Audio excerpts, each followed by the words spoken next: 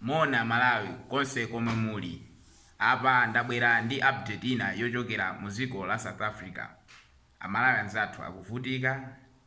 Tione ma video amene Malawians athu akuvutikira. Tiuzeni kumene mukutionera mu comment section box.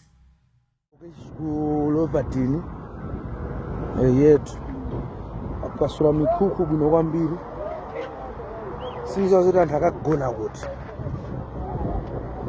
akasula manyumba awo zovuta kwambiri yetu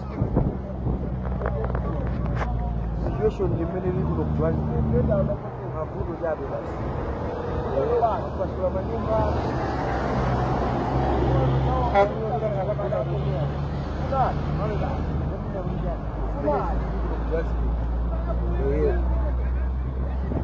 masula manyumba athu bwino kwambiri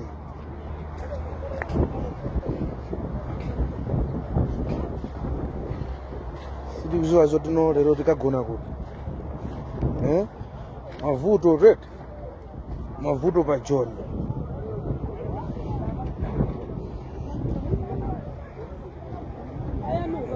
zilili basi tu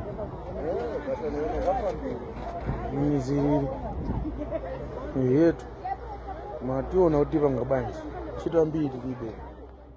For what you want, I will never preach the division of African people.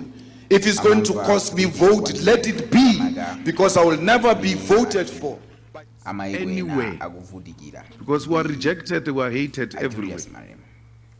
We should not find it easy to fight with each other.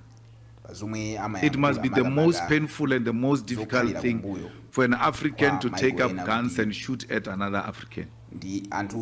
Because if others can do it, they will do it with ease. It must be difficult for us. We are hated everywhere in the world. We are treated like we are not human beings. Why should we treat each other like that ourselves? That's why the EFF here in South Africa is told every time that we won't vote for you because you want foreigners in our country, you protect foreigners in our country. So be it. We're not going to kill Africans in exchange for votes. I will rather stay at home in the villages because that is not just us.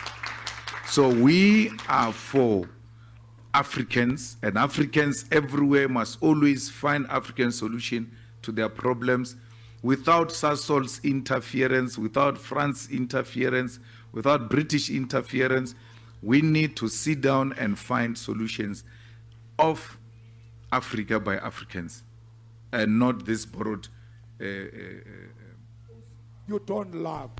From today, we specialize in African love because we are going to show all Africans that we love them because we love ourselves. Comrades, barna akele rati kelwela batho ba Zimbabwe, kelwela batho ba ko kai. For me to love you doesn't mean I must hate Zimbabweans. My love for Zimbabweans is not a hatred for South Africans. My love for Zimbabweans is the love that you taught me, that we love one another as Africans. We don't discriminate against each other as Africans. Bari ngasekhethiwe